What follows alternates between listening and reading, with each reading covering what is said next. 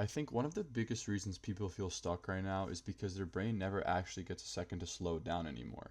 From the moment we wake up, we're consuming something.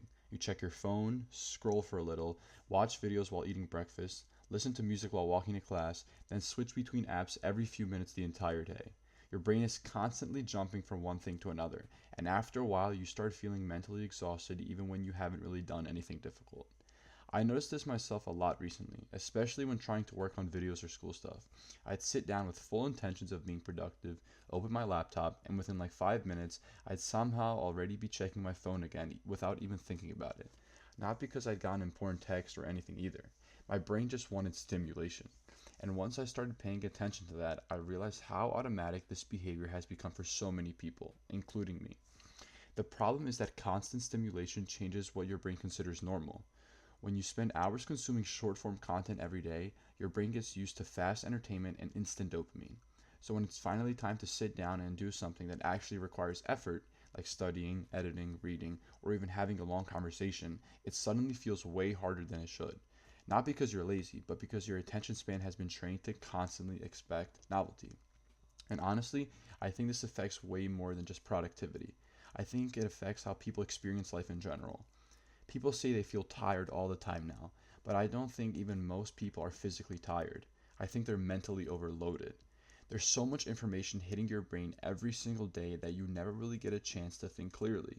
Even when people are relaxing, they're still consuming content. There's never silence anymore. One thing that has actually helped me was realizing that I couldn't rely on discipline alone. People online always make it sound like disciplined people just have stronger minds than everyone else, but honestly, environment matters way more than people think.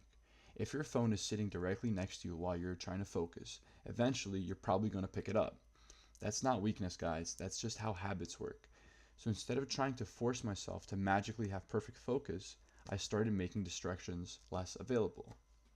Even small stuff helped more than I expected, right? Putting my phone across the room while editing, not opening TikTok first thing in the morning, going on walks without headphones sometimes. It sounds simple, but those little changes made me realize how overstimulated I actually was before. My brain started feeling calmer, and I could even focus on things longer without constantly needing another hit of entertainment every 10 seconds. Another thing I realized is that most people are waiting to feel motivated before doing hard things. But motivation is honestly unreliable, guys. There are so many days where I don't feel like editing videos or going to the gym or working, but I notice that once I actually start, the resistance usually disappears after like 10 minutes. The hardest part, guys, it's always starting. But when you spend your whole day consuming content, you end up stuck in this passive mindset where you're always watching instead of doing. I also think people underestimate how important boredom is. Every empty moment gets filled instantly now. Like you're waiting in line, sitting in the car, walking somewhere, people are immediately grabbing their phone because being unstimulated feels uncomfortable. But boredom is actually where a lot of good things happens. Some of my best ideas for videos or life in general come when I'm just driving around or walking without constant noise in my ears. Your brain needs moments where it isn't constantly being flooded with information. And I'm not trying to act like I've mastered this either because I definitely haven't. I still waste time sometimes.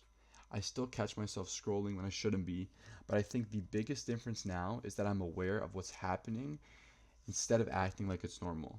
Because the truth is, guys, if you don't actively protect your attention anymore, other people are going to take it. Every app on your phone is competing for your focus because attention is valuable. That's why I think focus is becoming one of the biggest advantages someone can have now. The people who are able to sit down, ignore distractions, work consistently on something meaningful are going to separate themselves massively over the next few years. Not because they're naturally smarter than everybody else, but because they can actually focus in a world where a lot of people cannot.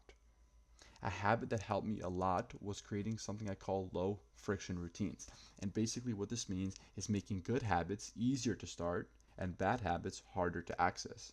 Because most people try to completely change their life overnight and it never lasts. They make insane schedules where they're going to wake up at 5, meditate, read 40 pages, hit the gym twice a day, drink a gallon of water, and never use social media again.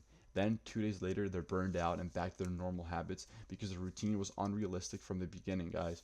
What actually worked for me was lowering the barrier to start things.